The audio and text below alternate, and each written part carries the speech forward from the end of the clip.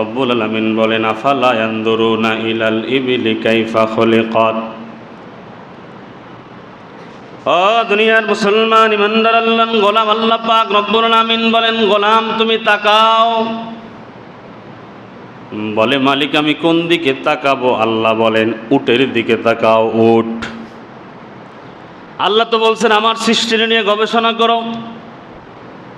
এই আয়াতে কারিমার মধ্যে আল্লাহ পাক বলেন আফালা ইয়ানজুরুনা ইলাল ইবিলি কাইফা খুলিকাত। মানুষেরা লক্ষ্য করো, তাকাও উটের দিকে, আমি আল্লাহ উটটারে কিভাবে বানাইছি।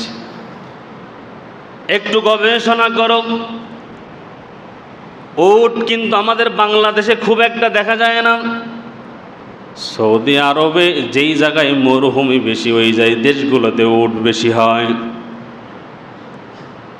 উত্তপ্ত ধুলা বালির মধ্যে, গরম তাপওয়ালা বালির মধ্যে উট দীর্ঘদিন পর্যন্ত লম্বা সময় হাঁটা চলা করে। যেই উত্তপ্ত বালির মধ্যে দিয়ে মানুষ পর্যন্ত জুতা পায়ে দিয়ে হাঁটা যায় না, তাহলে এই উত্তপ্ত গরম বালির মধ্যে উট কিভাবে হাঁটে? আল্লাহ পাক রব্বুল আলামিন বলেন উত্তপ্ত গরম বালির মধ্যে চলার জন্য আমি আল্লাহ পাক রব্বুল আলামিন, আমি আল্লাহ তার পায়ের মধ্যে কুদরতি জুতা লাগাইয়া দিয়েছি। এরপরে দুনিয়ার মুসলমান ইমানদার আল্লাহর গোলাম, এই উটের মধ্যে আল্লাহ পাক পানির মস্ক দিয়েছেন, পানির টাঙ্কি পর্যন্ত দিয়েছেন। বলে কিভাবে? বলে উট যখন পানি পান করে শুধু পানি খায় না, তার আলাদা একটা টাঙ্কি আছে ভিতরে, নিজে খায় এবং পানি পান করার পরে তার টাঙ্কিটা সে পূর্ণ করে নেয়। সুবহানাল্লাহ। দুনিয়ার মুসলমান ইমানদার আল্লাহর গোলামেরা, উট 15 দিন পর্যন্ত পানি না খেয়ে চলতে পারে। একটু তাকায় দেখবেন উটের পিঠের মধ্যে 3টা কুজ আছে। এই কুজগুলো বড় নরম। 3টা কেন? বলে একটার মধ্যে বসার জন্য, সুবহানাল্লাহ, একটার মধ্যে হেলান দেওয়ার জন্য, আর একটা কুজ সামনে দিয়েছেন বান্দা বসে থাকবে ধরে রাখার জন্য, সুবহানাল্লাহ।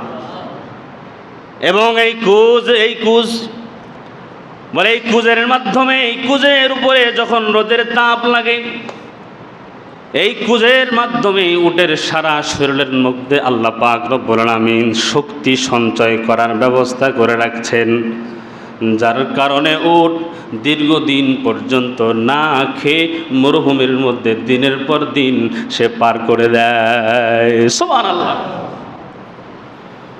ও দুনিয়ার মুসলমান ইমানদার আল্লাহর গোলামের, এই যে আমাদের দেশে এখন 2-1 দিন পর পর বৃষ্টি হচ্ছে, ঝড় হচ্ছে। আরব দেশেও বৃষ্টি হয়, আরব দেশেও ঝড় হয়, তবে ওই জায়গায় বৃষ্টির থেকে বেশি বালি ঝড় হয়, ধুলি ঝড় হয়। মরুভূমির মধ্যে যখন ধুলি ঝড় ওঠে, দুনিয়ার মুসলমান ইমানদার আল্লাহর গোলাম, ধুলা বালিগুলো এমনভাবে ঘূর্ণিপাকের মতো ঘুরতে থাকে। বলে এই সময় যদি উট ওই মরুভূমির ভিতর দিয়া চলতে থাকে তাহলে উটের কি অবস্থা হবে? আল্লাহ পাক রব্বুল আলামিন উটকে এমনভাবে বানাইছেন, যখন ওই জায়গার মধ্যে ধূলিঝড় শুরু হয়ে যায়, উট তার মাথাটা বালির মধ্যে ঢুকায় দেয়। এবং আল্লাহ পাক রব্বুল আলামিন উটের নাকের মধ্যে 2টা আবরণ দিয়ে দিয়েছেন। যখন যেই ধূলিঝড় শুরু হয়, এই আবরণ, এই পর্দাটা দিয়ে সে তার নাককে ডেকে নেয়। যখন বৃষ্টি অথবা যখন ধূলিঝড় চলে যায়, তখন সে উঠে আবার তার গন্তব্যে চলতে থাকে। সুবহানাল্লাহ। এক এক করে আল্লাহ পাক রব্বুল আলামিন বলেন, আমার গোলামেরা, তোমরা যদি আমি আল্লাহর এই সৃষ্টিগুলোর নিয়ে একটু চিন্তা করতা, আমি আল্লাহর নিদর্শন, আমি আল্লাহর পরিচয় তোমরা পেয়ে যাইতা। সুবহানাল্লাহ। এটা দুনিয়ার মুসলমান বাবারা, আমরা তো ডিম খাই। একটু চিন্তা করিয়েন তো, এদের ডিম আছে, ডিমের মধ্যে ভিতরে অংশ কয়টা? একটা সাদা অংশ আর একটা হলুদ, অথবা কোনো কোনো ডিমের লাল হয়, দুইটা অংশ বলে, এই যে দুইটা অংশ, একটা ডিম থেকে যখন বাচ্চা ফোটে, মুরগি, হাঁস, কচ্ছপ অথবা অন্য যে কোনো প্রাণী, আল্লাহ পাক রব্বুল আলামিন বলেন আমি আল্লাহ সাদা অংশটা থেকে আমি বাচ্চা বের করি, বলে তা হলুদ অংশটা যায় কই?